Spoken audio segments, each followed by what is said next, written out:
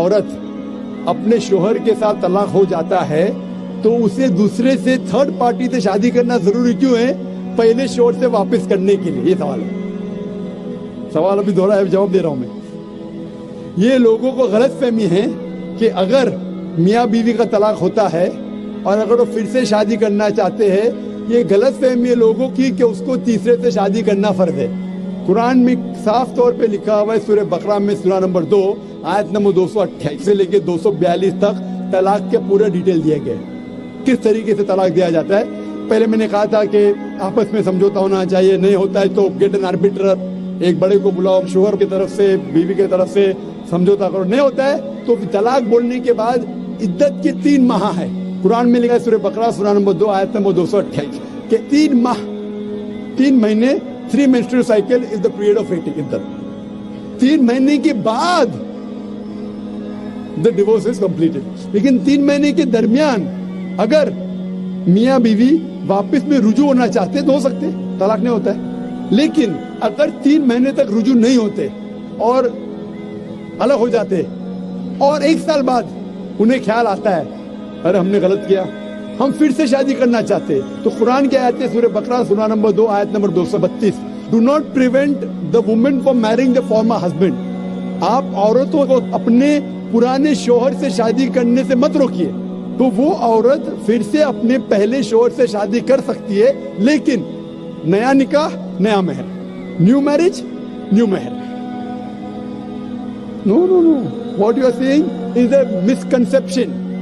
I'll come to it. لوگ سمجھتے حلالہ کی ضرورت ہے. حلالہ جیسی کوئی چیز قرآن میں ہے نہیں, اس کے اوپر آؤں گا. لیکن پھر سے شادی کرنے کے بعد پھر سے ان لوگ زندگی بسر کرتے, 3-4 سال بعد پھر سے کچھ نااتفاقی ہوتی ہے, پھر سے طلاق. وہی طریقے سے سمجھوتا کرو, بڑے کو لے کے آؤ, طلاق بولو, 3 ماہ رکو, پھر سے 2 سال بعد یاد آتا ہے نہیں واپس سے رہیں گے, پھر سے شادی کر سکتے ہیں, پھر نکاح, پھر مہر, پھر سے جھگڑا ہوتا ہے. پھر تیسری بار اگر طلاق ہوتا ہے تو اللہ تعالیٰ فرماتے سورہ بقرہ سورہ نمبر 2 آیت نمبر 230 میں کہتے کہ تیسری بار اگر طلاق دیں گے تو فائنل. اس کے بعد آپ پھر سے میاں بیوی نے, جب تک آپ تھرڈ کو نہیں میری کرو. اس میں کیوں؟ یہ شادی بیاہ گڈا گڈی کا کھیل تھوڑی ہے. بچپن میں گڈا گڈی کا کھیل میں شادی کرو پھر سے طلاق دو, ایک دن میں 10 بار شادی کر سکتے, برابر نا. یہ زندگی گڈا گڈی کا کھیل تھوڑی ہے. 3 مہینے لگتا ہے طلاق کے لیے, اتنا ٹائم لگتا ہے. پرائیویٹ میٹنگ, پھر بڑے لوگ سے میٹنگ, پھر 3 ماہ, پھر جڑو پیار سے, ایک دوسرے پہ کیچڑ میں اچھالو, پھر شادی کرو. میں نے میری زندگی میں کس کو بھی نہیں دیکھا جو صحیح طریقے سے تیسری بار طلاق ہوا میں دیکھا نہیں ملتا. 1 بار ہوا دیکھا ہوگا, 2 بار, تیسری بار تو دیکھا ہی نہیں میں. یہ اگر آپ گڈا گڈی کا کھیل کرتے تو پھر 1 بار آپ نے ریجیکٹ کیا, 2 بار ریجیکٹ کیا, 3rd بار فائنل, پھر آپ دوسرے سے شادی کرو. آپ پلان نہیں کر سکتے, آپ دوسرے سے شادی کرو اور رو. اور پھر پتا لگا آپ کو میں پہلے شوہر سے ناراض تھی, صرف دن میں 6 گھنٹہ دیتے تھے, یہ نیا شوہر تو 2 گھنٹہ دیتا ہے, تو پہلا والا اچھا. تو ڈال آٹے کا بھاؤ معلوم پڑے گا. میری ماں مجھ سے کہتی تھی مارکیٹ جائیں گے تو ڈال آٹے کا بھاؤ, ڈال اور آٹے کا بھاؤ. آپ سمجھے نا.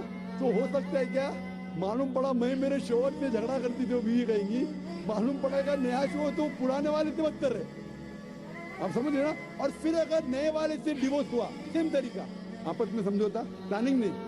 اگر پلاننگ کریں گے کہ ایک رات تمہارے ساتھ سوؤں گا اور پھر طلاق دینا, یہ حرام ہے. آپ سمجھ رہے نا.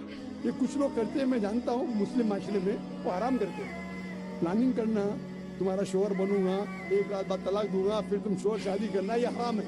کچھ لوگ کرتے ہیں, غلط کرتے ہیں, قرآن میں ایسا نہیں لکھے.